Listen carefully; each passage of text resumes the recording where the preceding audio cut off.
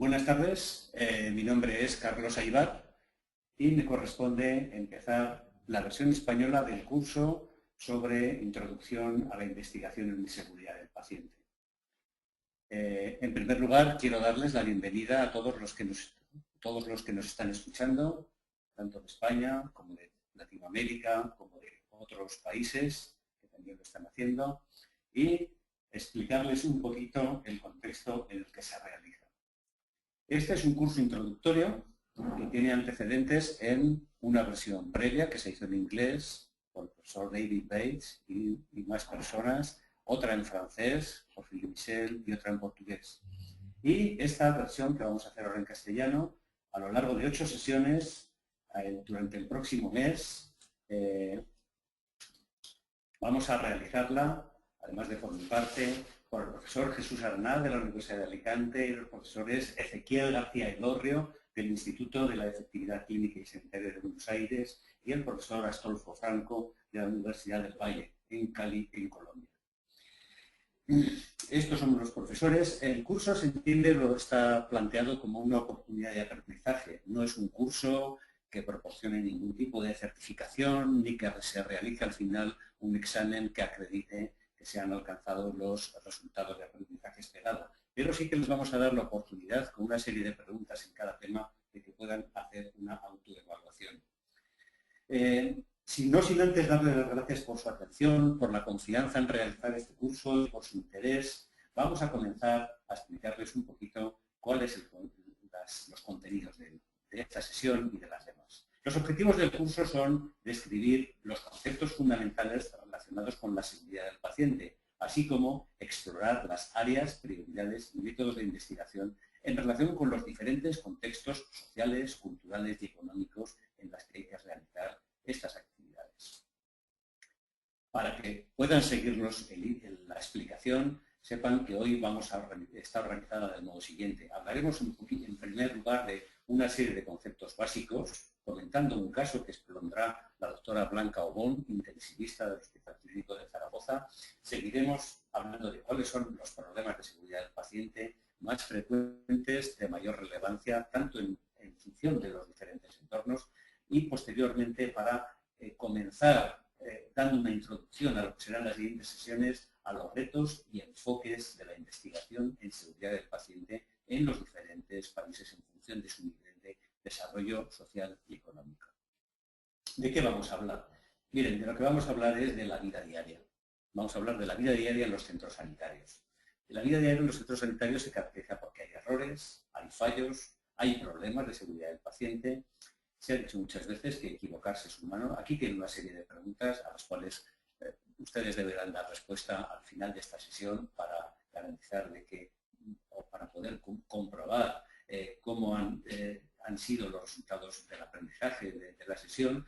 Y lo cierto es que nos gustaría que todas estas cuestiones que se están planteando en esta sesión tuvieran una respuesta acertada después.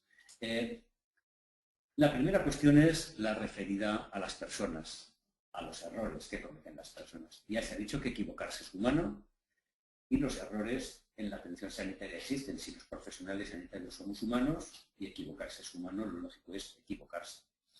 Aquí se les plantean 4 ejemplos que creo que a nadie que trabaje en un centro sanitario le sonarán o le parecerán excesivamente infrecuentes o excesivamente extraños. El caso de una enfermera que administra a un paciente una dosis 4 veces superior a la indicada de metotrexate, a consecuencia de lo cual el paciente fallece. Una paciente con fractura de cadera que es intervenida por error de la fractura que tenía en la cadera opuesta.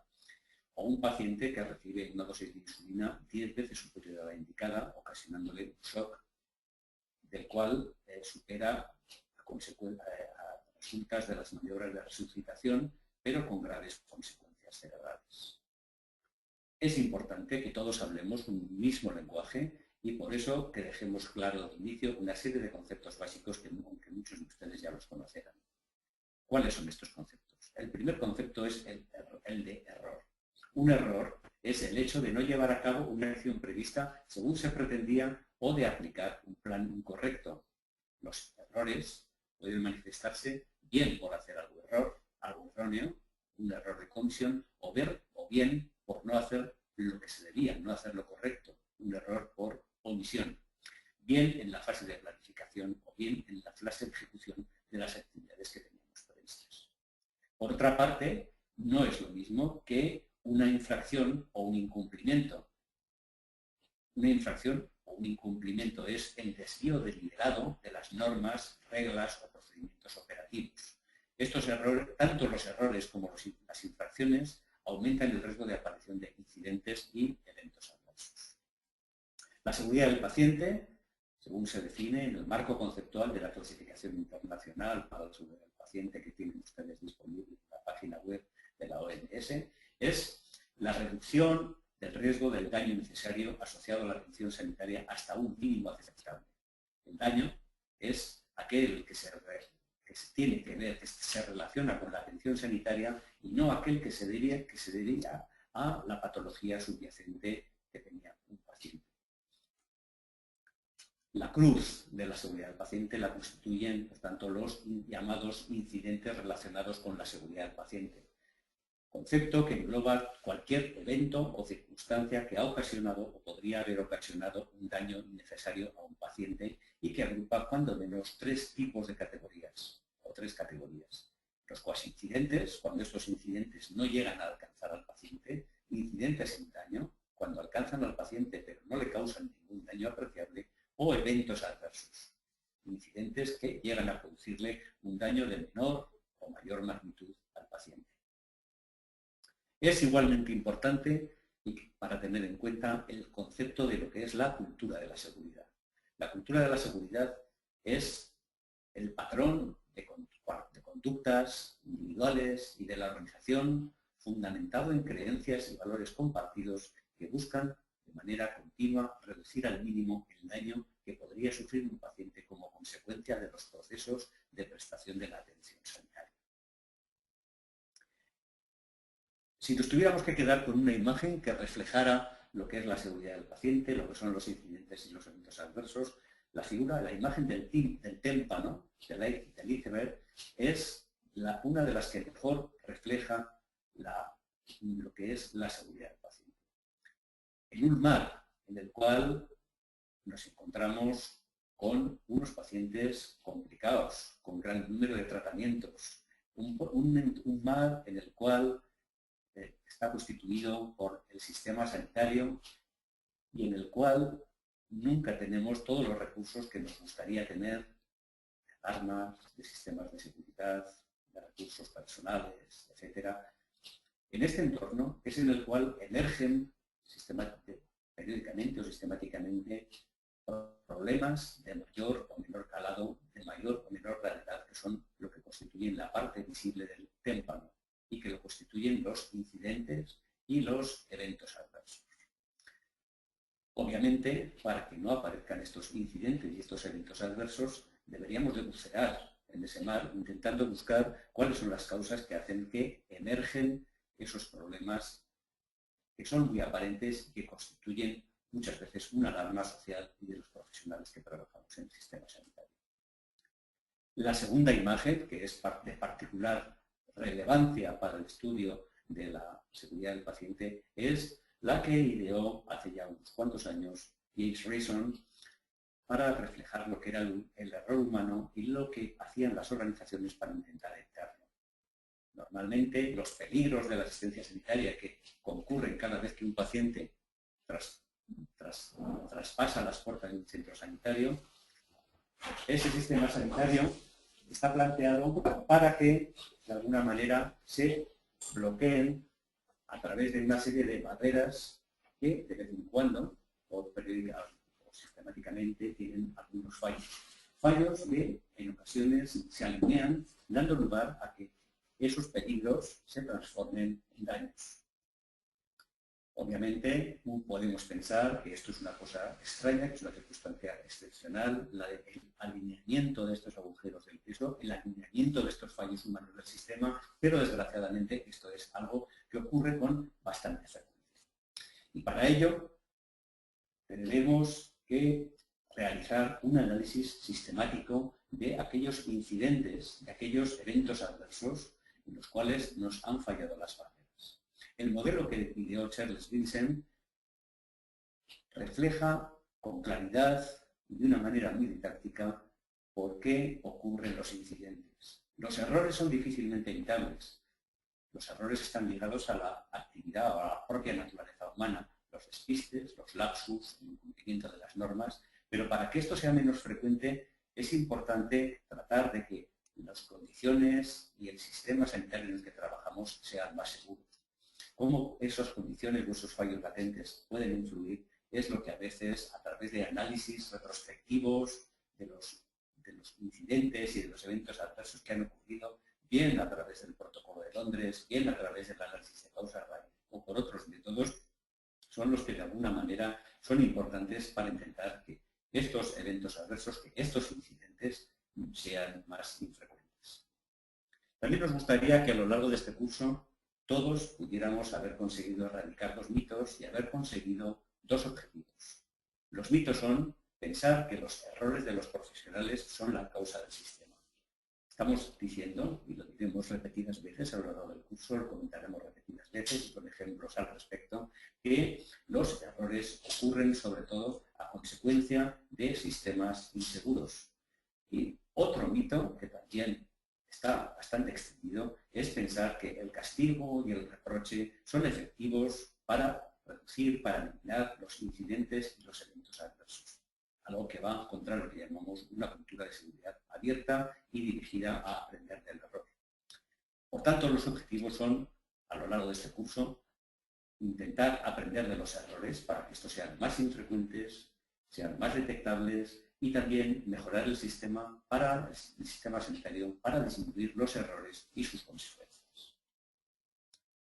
Tengan en cuenta que el factor humano presenta a las personas, tenemos una serie de formas de actuar en las cuales lo que podríamos llamar los facilitadores del error contribuyen a que puedan aparecer incidentes y eventos adversos. Recurrir en exceso a la memoria, el excesivo número de traslados de los pacientes dentro de los centros sanitarios, entre servicios, entre niveles asistenciales, la utilización de procedimientos no normalizados de trabajo, la existencia de unos turnos de trabajo que son prolongados, lo cual ocasiona a veces sobrecarga de trabajo, estrés, etc. También la escasez de la falta de comunicación, la falta de feedback informativo entre niveles asistenciales, entre profesionales, entre equipos, y también el problema que tenemos al tener que procesar rápidamente múltiples fuentes de datos para tomar decisiones muchas veces urgentes. ¿Es posible reducir los errores? Sería la pregunta. Si el error es humano, el error va a seguir existiendo, pero podemos hacer que sea más infrecuente. Evitar la dependencia de la memoria, simplificar y estandarizar tareas, siempre que la actividad lo permita, utilizar protocolos listados de verificación, checklists, como por ejemplo el checklist quirúrgico, mejorar el acceso a la información, reducir los traslados y los cambios de servicio, mejorar el feedback informativo y el entrenamiento y la supervisión de tareas son aspectos que pueden contribuir a reducir los errores que cometemos diariamente. Un caso que podríamos plantear, en el cual podemos ver con claridad qué es lo que ocurre, es el que nos presenta la doctora Blanca Obón, intensivista del Hospital Clínico. Buenas tardes a todos. Ahora vamos a exponer el caso. Se trata de un paciente de 75 años que tiene una patología oncológica, por lo que recibe un tratamiento quimioterápico. Ingresa en UCI por presentar una situación de shock séptico secundaria a una infección respiratoria relacionada con su situación de inmunodepresión. Se encuentra en tratamiento con ventilación mecánica no invasiva, drogas vasoactivas, antibióticos de amplio espectro, analgesia como paracetamol y cloruro mórfico y midazolam a dosis bajas. Una mañana, ante la intensificación del dolor, el facultativo que está a cargo del paciente añade cloruro mórfico, unas dosis extras al que llevaba ya en perfusión continua, y anota cloruro mórfico a 0,5 miligramos hora. El sistema informático no reconoce el punto del decimal, por lo que la orden queda guardada como una dosis de 5 miligramos hora, que es una dosis 10 veces superior a la prescrita. Ahora vemos en la pantalla cómo ha quedado la orden en el sistema informático. En vez de, él pone 0.5, pero realmente como se graba es como 5. Ante esta dosis tan elevada, la enfermera interpreta que se ha tomado una decisión de adoptar medidas de limitación de soporte vital y que se ha aumentado la dosis de analgesia para procurar un máximo confort al paciente. Por la tarde, cuando el médico de guardia, que entra de guardia, revisa a los pacientes, observa que este paciente concretamente presenta una depresión del nivel de conciencia, acompañada también de una depresión respiratoria, por lo que examina primero al paciente y luego el tratamiento, detectando el error. Procede a suspender el fármaco y a administrar un antagonista de la morfina, que es la naloxona, y entonces el paciente recupera su situación previa. Vamos a analizar un poco qué factores contribuyen a que haya sucedido esto. Primero, el contexto institucional y organizativo. Las plantillas de todos los hospitales, de todos los servicios, concretamente de la UCI especialmente, son numerosas, tanto de médicos como de enfermeras. Además, hay elevadas rotaciones de las personas, quiere decir que hay enfermeras y médicos que pues, están de vacaciones o de bajas, entonces hay personal sustituyéndoles. Y gran número de contratos temporales, sobre todo en el caso del personal de enfermería. Por otra parte, el paciente presentaba pues, factores que contribuyeron a este hecho. Pues la edad era un poco limítrofe, ¿no? 75 años. La patología de base contaba con una gran gravedad y el bajo nivel de conciencia del paciente, cuando tiene la dosis aumentada de mórfico, contribuye a que no poder decir exactamente qué es lo que le pasaba. Por otra parte, los profesionales contaban con una formación limitada en el sistema informático, pues se había implantado recientemente. Y tampoco existe un plan de acogida por ejemplo, al personal de enfermería en el servicio. También existe un punto bastante importante, que no había protocolos consensuados de limitación de soporte vital. Existe un protocolo a nivel nacional, pero en la UCI no hay una adaptación consensuada del mismo.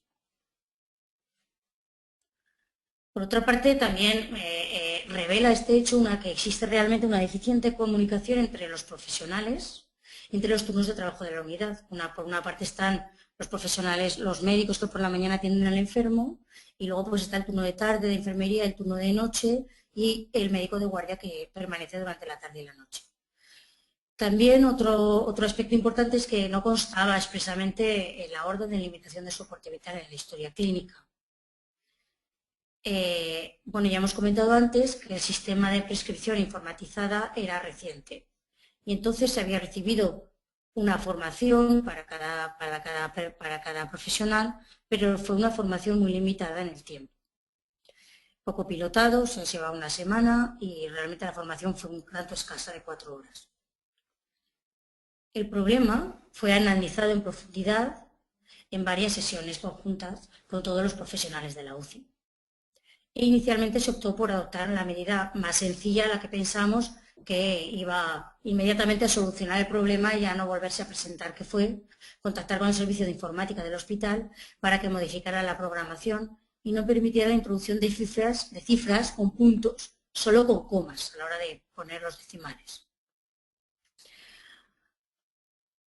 Aquí es la solución inmediata, que uno intenta poner la dosis con los puntos y no te deja, pone 0 miligramos hora, no te deja.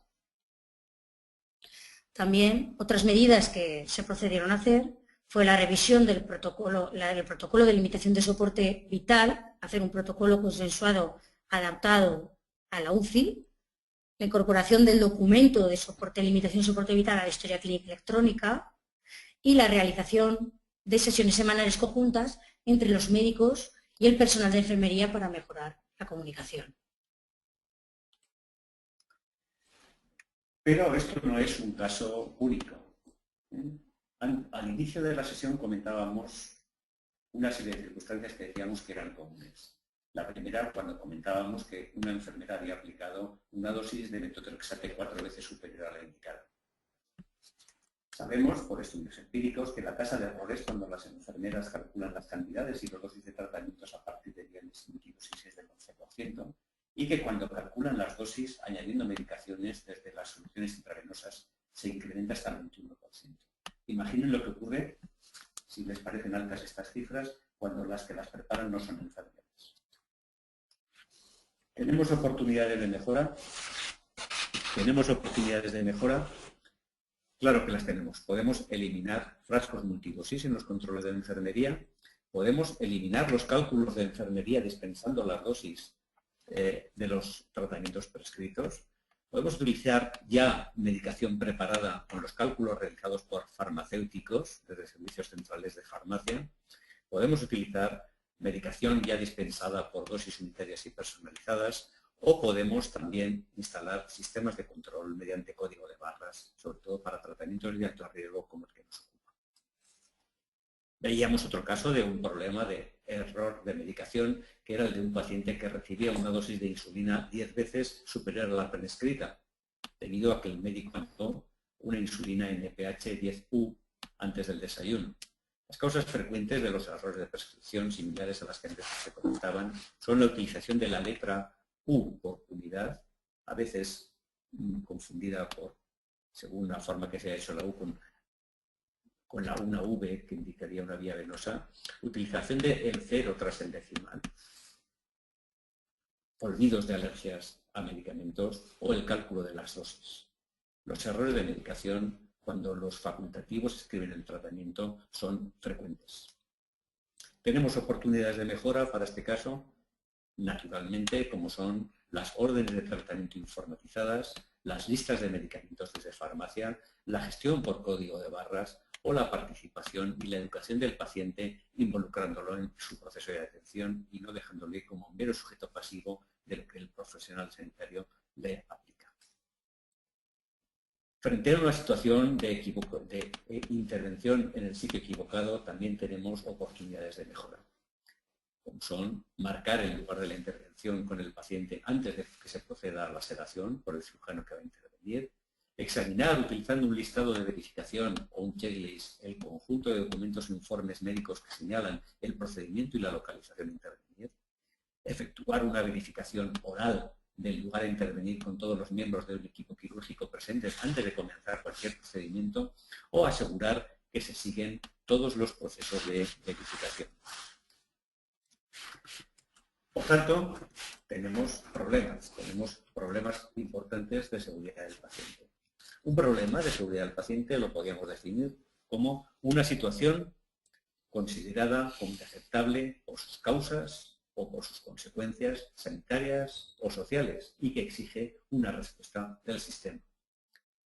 En definitiva, es una diferencia entre lo que existe y lo que sería deseable en relación con los daños innecesarios de la asistencia sanitaria. Los problemas de seguridad del paciente sí que son distintos en función de los contextos sociales, económicos y de sistemas sanitarios.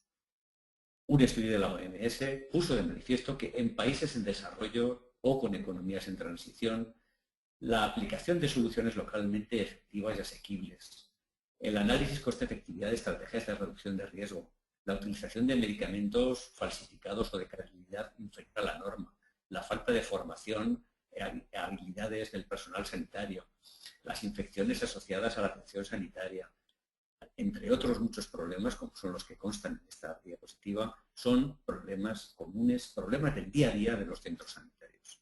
Muchos de estos problemas, como es el de la comunicación y de la coordinación, la mejora de la comunicación y la coordinación y la cultura de la seguridad y los problemas institucionales latentes, son comunes a los países desarrollados.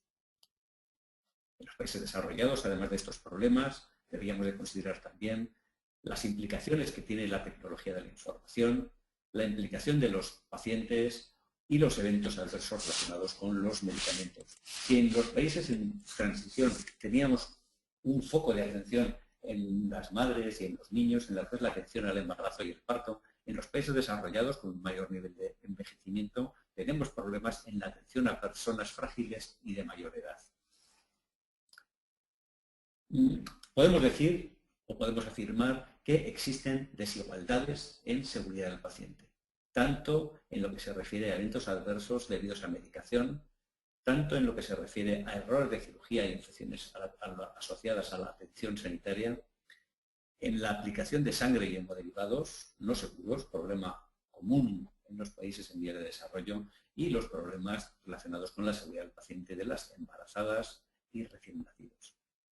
En todos los casos, nos gustaría tener una información más válida y más precisa para poder tomar decisiones. Piensen por un momento que cada año se estima que se aplican 16.000 millones de inyectables en los países en vías de desarrollo, de los cuales más de un tercio se realizarían con agujas reutilizadas, no esterilizadas, siendo que además puede haber incluso una reventa de los mismos en el mercado negro. No podemos cuantificar con la precisión que nos gustaría este problema, pero sí que sabemos que tenemos datos, tenemos indicios, que es suficientemente importante. Como ejemplos de la atención obstétrica insegura, me gustaría destacarles las tasas de mortalidad materna tan elevadas que existen y las diferencias que existen entre países. El hecho de que casi un 50%, un 47% exactamente de los nacimientos que ocurren en países en desarrollo no son atendidos por profesionales sanitarios, o el dato concreto, ya más preciso, de la prevalencia de eventos adversos en servicios de obstetricia de un 8,4% que se obtuvo en el estudio IBEAS, estudio de prevalencia de eventos adversos en países latinoamericanos, en 5 países latinoamericanos. Las transfusiones no controladas y los medicamentos falsos son otro de los problemas con los que nos encontramos. Aproximadamente entre un 5 y un 15% de las infecciones por VIH de los países en vías de desarrollo son debidas a transfusiones no controladas adecuadamente. Los problemas, sabidos por todos, la hepatitis B, C, la sífilis, el paludismo, la enfermedad de Chagas o la fiebre del Nilo Occidental, son problemas en gran parte evitables y que forman parte de las consecuencias de una asistencia sanitaria no segura. De igual manera que los fármacos falsos, los medicamentos falsos, pueden llegar a constituir hasta el 30% de los que se consumen en países de bajo nivel socioeconómico. Otro de los problemas, otro de las desigualdades sociales, o desigualdades entre países en cuanto a problemas de seguridad del paciente, son los relacionados con el déficit de personal sanitario cualificado. Se estima, por estudios realizados hace ya 6 años por la Organización Mundial de la Salud, que existe o podría existir un déficit de hasta casi 2,5 millones de profesionales médicos, de enfermería y comadronas, particularmente en el África subsahariana y en el sudeste asiático. Esto conlleva que la fatiga y la presión asistencial, además de las condiciones en las cuales realizan su actividad profesional, se incrementen el riesgo de cometer errores. ¿Hay soluciones? Bien, podemos decir que hay algunas iniciativas de mejora ante problemas universales de seguridad del paciente. Un problema universal de seguridad del paciente es la mejora de la higiene de las manos y la prevención de las infecciones asociadas a la atención sanitaria. Otro problema común es la utilización de cirugía y anestesia segura, los errores de medicación y la involucración o el involucramiento de los pacientes en la mejora de su seguridad.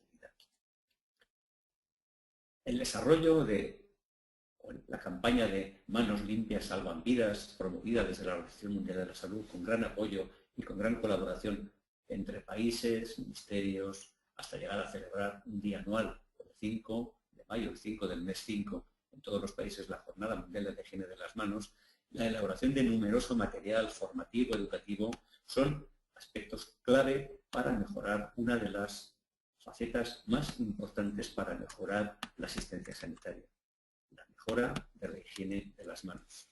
Clave, como decimos, y nunca nos cansaremos de repetir, para mejorar la seguridad del paciente en cualquier entorno sanitario.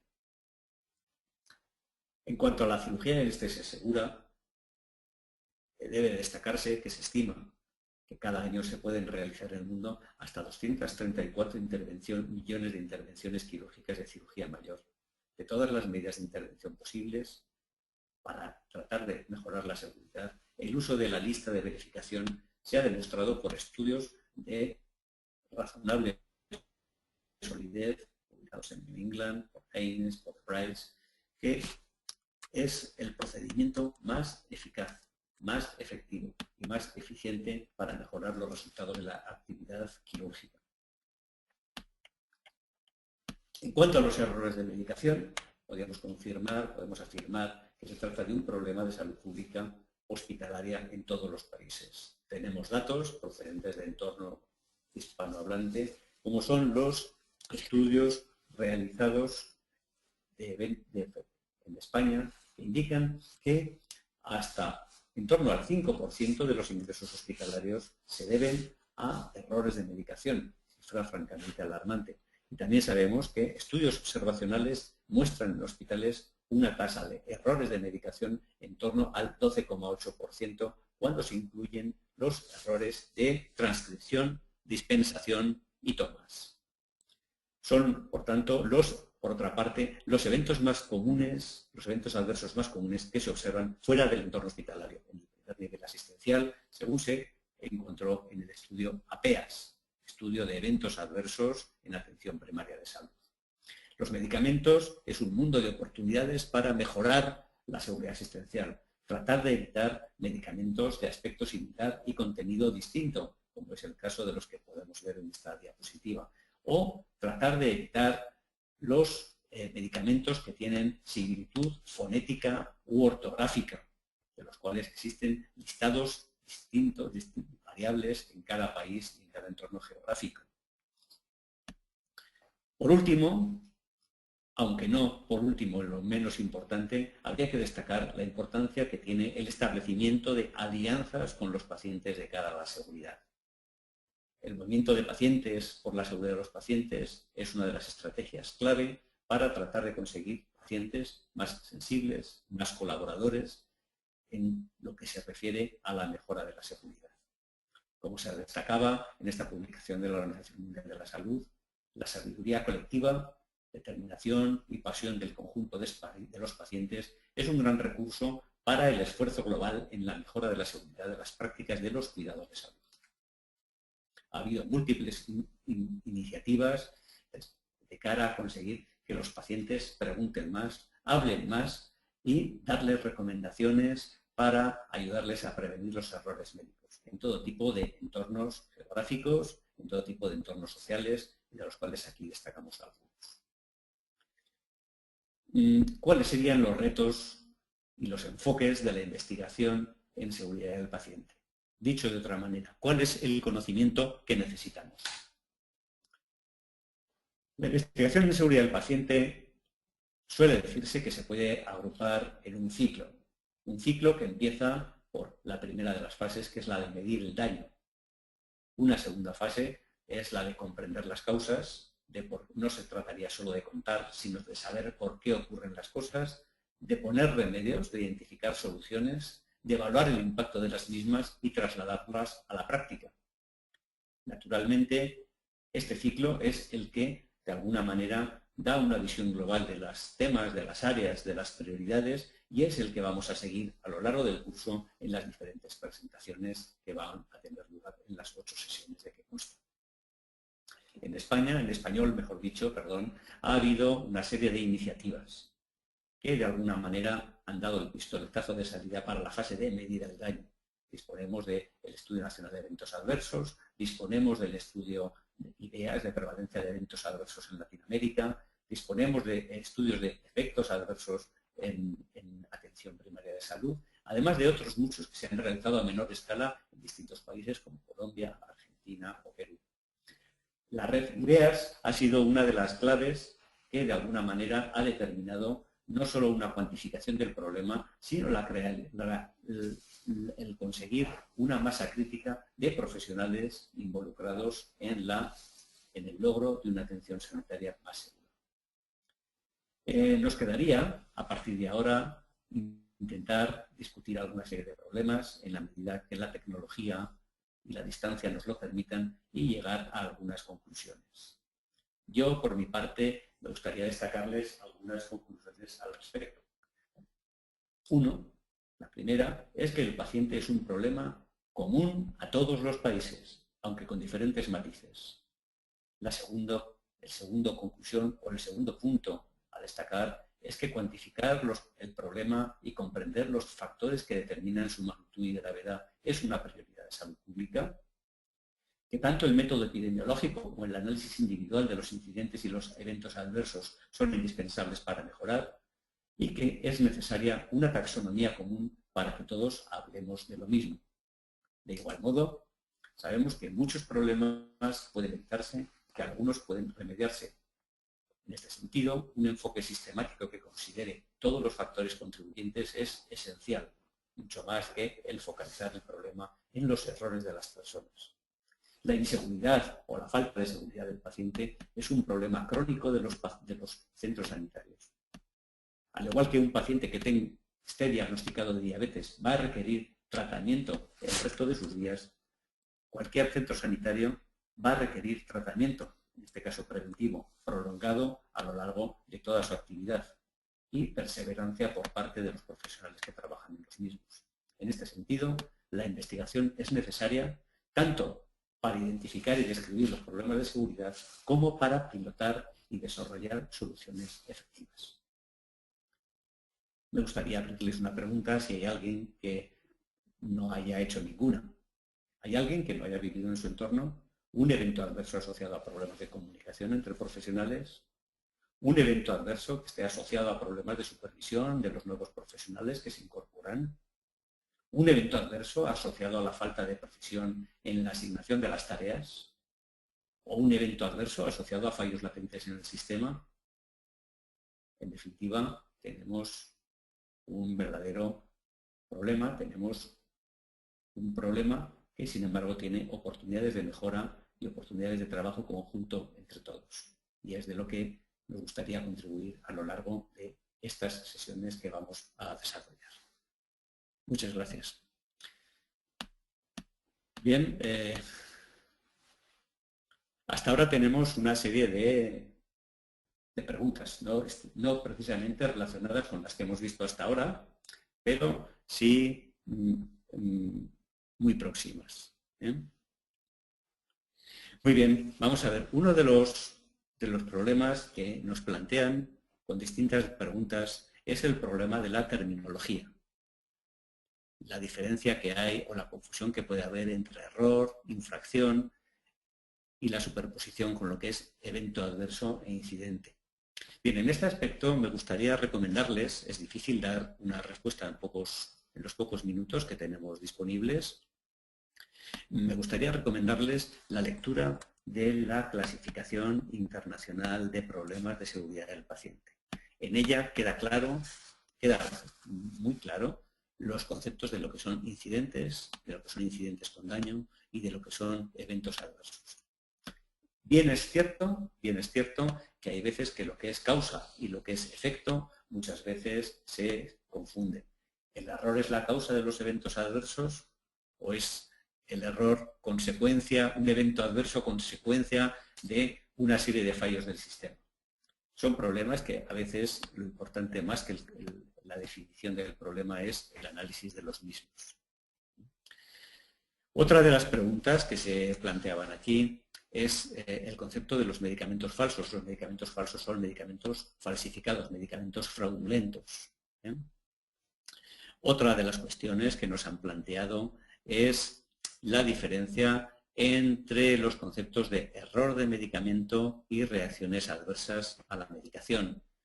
Las reacciones adversas a la medicación son las que tienen que ver con el uso terapéutico de los medicamentos, en tanto que los errores de medicación son aquellos que tienen que ver con la prescripción inadecuada, con los errores de consumo, con los errores de administración, etc. Algunos de ustedes nos plantean las dificultades que existen en algunos entornos para realizar estudios estadísticos, estudios epidemiológicos en relación a los eventos adversos, porque la gente no realiza la denuncia de dichos eventos por temor a represalias. Bien, este es uno de los problemas de los que comentábamos antes, que yo creo que es importante. Debemos de ir, y es un proceso, un camino de largo recorrido, pero en el cual yo creo que se va avanzando y se va avanzando razonablemente bien, de ir pasando de lo que se ha llamado la cultura de la culpa, de la culpabilización y del reproche, a la cultura proactiva y de mejora, de de los problemas antes de que ocurran. Obviamente, si alguien que notifica un evento adverso sufre un reproche, sufre una estigmatización, una culpabilización, obviamente no se continuará en este sentido. Pero tampoco, tampoco sabremos qué es lo que está ocurriendo. Nos perderemos una parte del conocimiento que es fundamental, que es saber qué es lo que ocurre. Y saber qué es lo que ocurre es la primera fase de cualquier programa de mejora de la seguridad del paciente.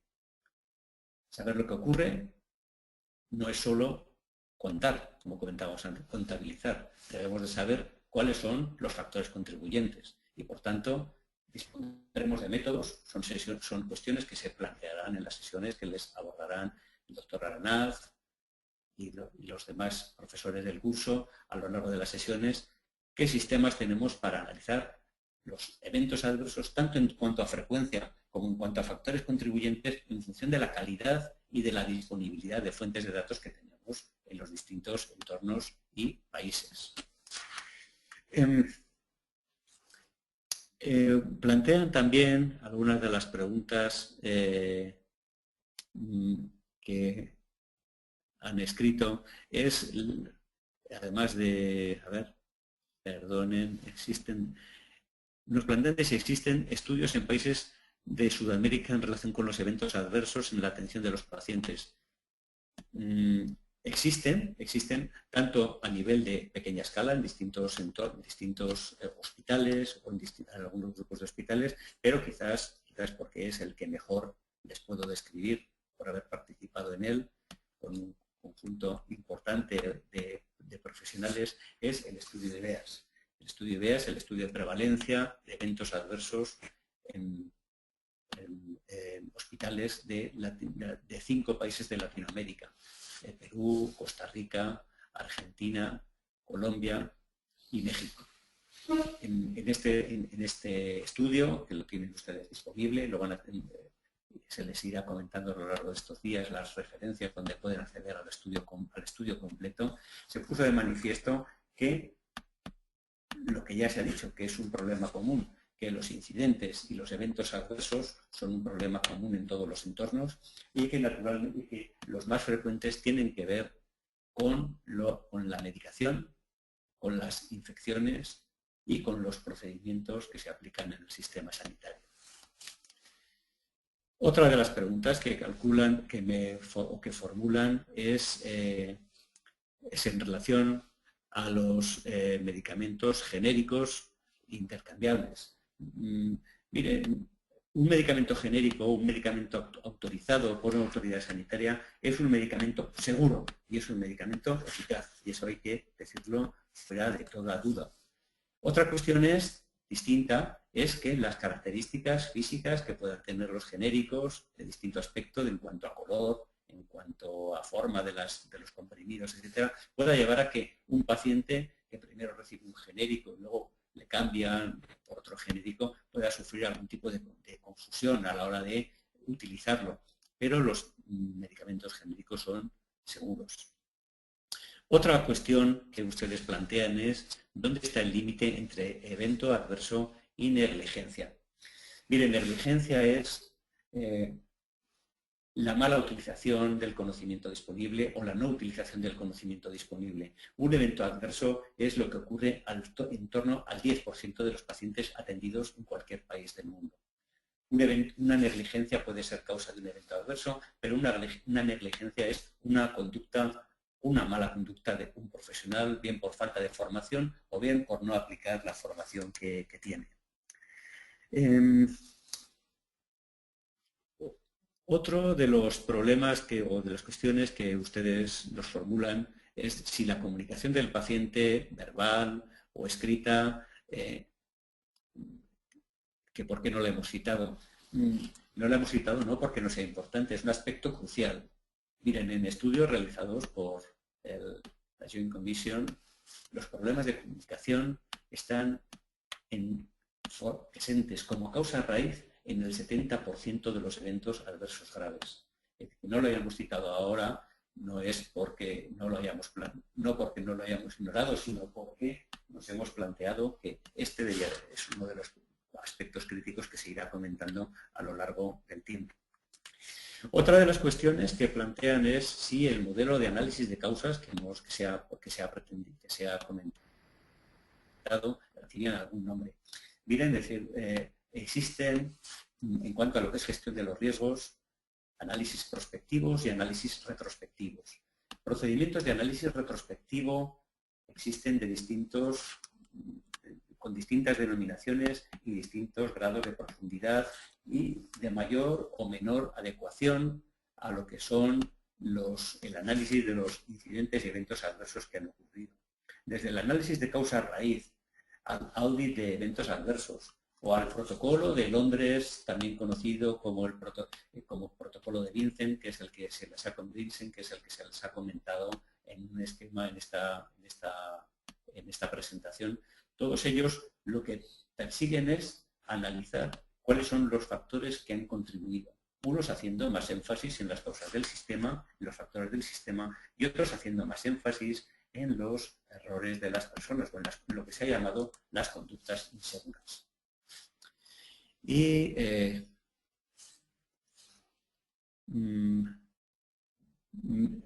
una última de las preguntas que ustedes plantean es con respecto a la opinión que me merecen los sistemas de notificación. Un sistema de notificación, ya hemos comentado, y no me cansaré de decirlo, que para que cambien las cosas, para poner un tratamiento a un problema, lo primero que hay que tener es un buen diagnóstico. Los sistemas de notificación son una fuente de información esencial para tratar de mejorar el conocimiento de los problemas que ocurren en un centro sanitario. Hay que tener en cuenta varias cuestiones. Un sistema de notificación es un sistema que no es solo un sistema de declaración, es un sistema que debe de tener un procesamiento de la información y un feedback a los profesionales que han notificado para poderles dar o para proponerles soluciones. Esto es una cuestión que es costosa, que a veces tiene muchas aristas. Hay que darle una forma adecuada, pero es básico, ya digo, el disponer de un sistema de notificación como fuente de datos para saber cuáles son los incidentes y los eventos adversos que ocurren en un centro sanitario. Y la última de las preguntas que me hacen es quizás la más difícil. ¿Cómo podemos involucrar al paciente en su propia seguridad? Miren, yo aquí sí que no me atrevería a dar una solución que nos sirva para personas de distintos países, para profesionales que trabajamos en distintos sistemas sanitarios, pero sí que me atrevería a decirles una cuestión. El personal sanitario debe de tratar de involucrar a los pacientes. No hay nadie más interesado en la seguridad del paciente que el propio paciente. Existen, si les tuviera que dar alguna receta, entre comillas, la receta es la información. Y la receta es conseguir que facilite la comunicación con el paciente para que éste se sienta libre de hablar, de transmitir sus preocupaciones, de transmitir cuáles son sus dudas y de alguna manera conseguir que la comunicación no sea un proceso unidireccional, sino doble. Es la única recomendación que en un tiempo tan limitado como el que tenemos me atrevería a darles. Creo que no había ninguna pregunta más al respecto, pero sí que me gustaría decirles una cuestión. Una de las amenazas que tiene las actuaciones dirigidas a mejorar la seguridad del paciente es conseguir mejorar la validez de las soluciones que se aplican. Tenemos que ser cuidadosos a la hora de trasladar el conocimiento que se ha obtenido en un país a otro. En los centros sanitarios trabajan personas y los sistemas sanitarios son distintos y las personas son también diferentes. Prácticas, actuaciones que en determinados entornos han dado unos resultados muy favorables, en otro entorno pueden dar otros resultados muy distintos. Lo que es importante es, en este sentido, destacarles la importancia que tiene ir trabajando día a día ir aplicando lo que se ha llamado el llamado ciclo de Deming, el PDCA, el planificar acciones, muchas veces el hacer acciones a corto plazo, el hacer acciones sencillas es el primer paso, comprobar que estas acciones, el ponerlas en la práctica y comprobar que van dando resultados. Si vemos que no dan los resultados apetecibles, los resultados que esperábamos, ir cambiándolas y no esperar a tener grandes estudios al respecto. Una cosa es la investigación y otra cosa es la práctica del día a día de los centros sanitarios. Por mi parte y por parte de la doctora Bon, no querríamos sin terminar, sino sin animarles a seguir, no querríamos terminar sin animarles a continuar a lo largo de las próximas sesiones que van a tener lugar y darles las gracias tanto por su atención como por su confianza, como por el interés que han mostrado. Estamos a su disposición, estableceremos el sistema que sea conveniente para responder a las dudas que sobre esta charla y sobre las demás se hayan ido produciendo. Muchas gracias, buena suerte y hasta la próxima.